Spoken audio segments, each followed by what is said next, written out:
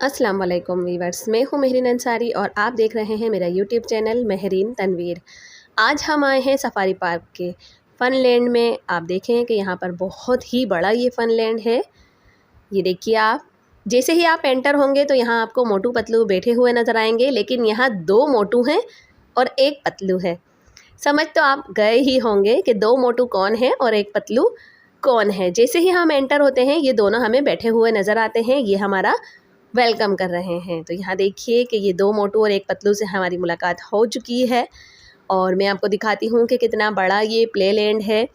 Play land जितना बड़ा है उससे कहीं ज़्यादा फ़न लैंड है, यानी कि बहुत ही बड़ा फ़न लैंड है और बहुत सारे यहाँ पर झूले हैं कि आप ख़ुद भी हैरान रह जाएंगे कि जब इतना बड़ा फ़न लैंड है और इतना बड़ा डायनो पार्क था इसका, इतना बड़ा जो प्ले लैंड था वो था। तो आप ख़ुद सोचिए कि ये जो पार्क है ये कितना बड़ा होगा। और ये देखिए ये आइसक्रीम यहाँ पर शॉप थी एक, जिसमें अब्दुल बारी को आइसक्रीम खिलाई गई है। और ये देखिए आप, ये झूला है। छोटे छोटे झूले तो यहाँ पर बहुत हैं, यानी कि बच्चों की एक्टिविटीज़ के लिए ही देखें आप कि बच्चे खुश हो जाएं।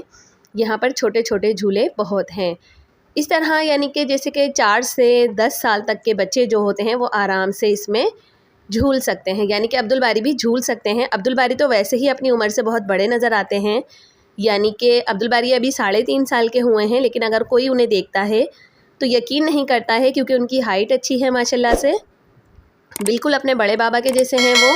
तो इसलिए उनको सब बोलते हैं कि ये तकरीबन 5 साढ़े 5 साल के लगते हैं। तो हम इन्हें आराम से यहाँ पर झूले में बिठाल चुके थे। और झूला भी ऐसा था कि जो कि बहुत तेज़ नहीं चल रहा था। ये सामने तो देखें आप, ये बहुत तेज़ चल रहा है बच्चों के लिहाज से, इसलिए हमने इसमें नहीं बिठाला था। जो कार वाला झूला है हमने अब्दुल बारी को उसमें बिठाला है। तो यहाँ देखिए कि ये कितना बड़ा फ़न लैंड है और इसका आप ख़ुद ही देखकर अंदाज़ा लगा सकते हैं कि कितना बड़ा ये एरिया है, जो कि इन्होंने बहुत बड़े रकबे पर बनाया हुआ है।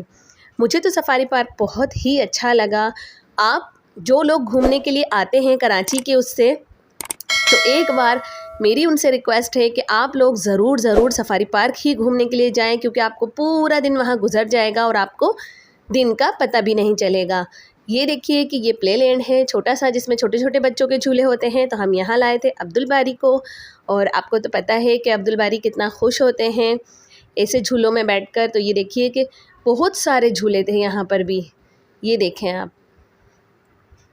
हर झूला था यहाँ पर, यानी कि छोटे छोटे से जो बच्चे होते हैं उनके लिए भी, और अब्दुल बारी के बच्चे जैसे के लिए यहाँ पर देख सकते हैं आप कि बहुत ज़्यादा झूले बने हुए हैं। यानी कि एक ये बहुत अच्छा प्ले लैंड है, यानी कि बहुत बड़ा प्ले लैंड है जिसमें तकरीबन बहुत सारे झूले हैं। मेरा ख़्याल है कि 30-35 झूले तो यहाँ लगे हुए हैं और छोटे छोटे बच्चों के लिए हैं। आप जैसे बच्चे हमारे गाड़ियाँ देखकर खुश होते हैं, तो वो ये झूले देखकर ही खुश हो जाएंगे। और टोकन भी कोई इतना ज़्यादा नहीं था, 30 रुपये का एक था। तो हमने अब्दुल बारी को यहाँ 5-6 झूलों में बिठाला है और अब्दुल बारी को तो बहुत मज़ा आता है भाई झूलों बैठने में। ये देखें आप, इतनी खुशी खुशी ये अपनी मर्ज़ी से ही बताते हैं अपने बाबा को कि मुझे इसमें बैठना है, और फिर ये उसी में बैठ जाते हैं। और अगर टोकन नहीं भी डालो ना, तो ये जाकर बैठ जाते हैं कि बस आप टोकन डाल दो तो मैं इसके अंदर झूल लूँगा।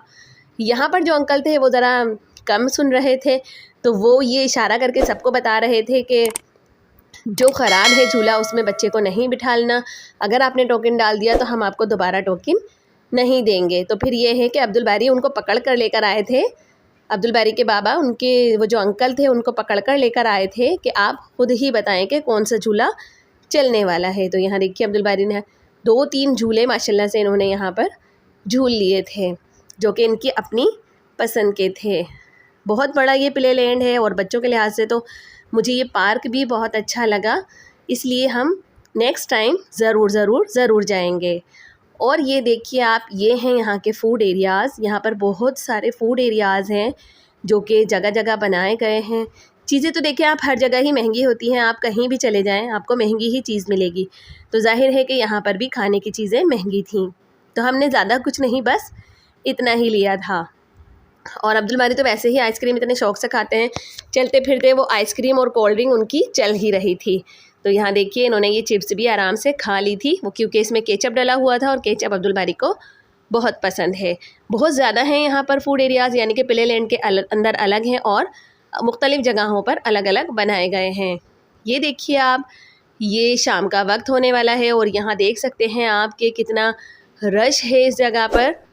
ये देखिए आप, जब हम यहाँ आए थे तो यहाँ बहुत कम लोग थे, लेकिन जब हम यहाँ से जाने वाले थे तो यहाँ पर बहुत ज़्यादा रश बढ़ गया था। फनलैंड का यहाँ पर कोई टिकट नहीं है, आपने ऐसे ही जाना है। और जो डायनो पार्क था वहाँ का टिकट है, और जो आप बस में बैठेंगे वहाँ का टिकट है। यानी कि आपने एंटर होने का टिकट देना है, और उसके बाद 2-3 जगहें ऐसी हैं जहाँ पर आपसे टिकट लेते हैं ये लोग। ये देखिए अभी भी बस में इतना रश लगा हुआ है, यानी कि लोग बस में बैठने के लिए बेताब हुए हैं और लाइनों में लगे हुए हैं। लेकिन क्योंकि हमें लाइन में नहीं लगना था, बहुत देर हो जानी थी फिर तो।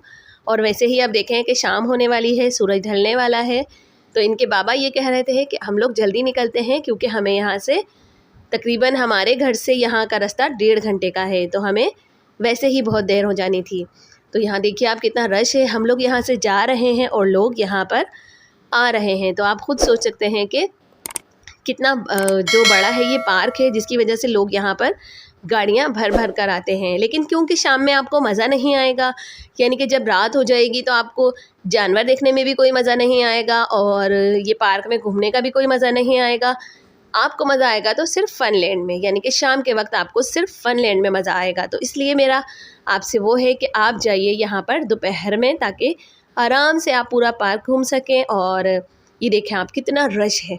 बाबा की बाइक तो बिल्कुल साइड में, यानी कि जहाँ उन्होंने लगाई थी वहाँ से इनको मिली ही नहीं। तकरीबन हम आधा घंटा इनकी बाइक को यहाँ पर ढूंढते रहे हैं। फिर अब्दुल बारी के बाबा जो पार्किंग के पैसे वगैरह लेते हैं उनको लेकर आए थे अपने साथ, और उनसे पूछा था कि यार मैंने बाइक यहाँ खड़ी करी है और मुझे मिल नहीं रही है। तो फिर उन्होंने बताया कि उन्होंने इनकी बाइक को फर्स्ट रो में लगा दिया था, यानी कि लास्ट रो से फर्स्ट रो में लगा दिया था, जब ही जो है बाबा को बाइक नहीं मिल रही थी, और वो बेचारे परेशान हो रहे थे कि मेरी बाइक कहाँ चली गई। हम घूमने जाते हैं तो हमारे साथ ये परेशानी तो पहले ही आ जाती है कि हमारी बाइक कहाँ चली गई। और ये देखें आप, जहाज़ हमारे सामने ही उड़ा है, यानी कि हम लोग वहीं खड़े हैं और ये वहीं से उड़ा है। क्योंकि ये इलाका, यानी कि जो पार्क है वो एयरपोर्ट से थोड़ा शायद करीब ही होगा, तभी हमें जहाज़ इतना नीचे नज़र आया है। और ये देखिए कि ये वो जगह है जहाँ पर लोग अक्सर बैठे होते हैं, जहाँ से आप जहाज़ उड़ते हुए देख सकते हैं। इनके बाबा क्योंकि करीब ही यहाँ पर हबीब यूनिवर्सिटी है, जिसमें इनके बाबा जॉब करते हैं, यानी कि काम करते हैं, तो वहाँ से ये लोग बोलते हैं कि हम शाम में यहाँ आराम से बैठकर जहाज़ को उड़ते हुए देखते रहते हैं। उम्मीद है आपको मेरा सफारी पार्क का जो पूरा एक व्लॉग है, यानी कि पूरी जो मैंने आपको डिटेल दी है, वो पसंद आई होगी। मेरे चैनल को लाइक करें, सब्सक्राइब करें, शेयर करें, और साथ साथ कमेंट्स भी कर दिया करें। दुआओं में आप मुझे याद रखें, मैं भी आपको अपनी दुआओं में याद रखूँगी। टेक केयर एंड अल्लाह हाफिज़।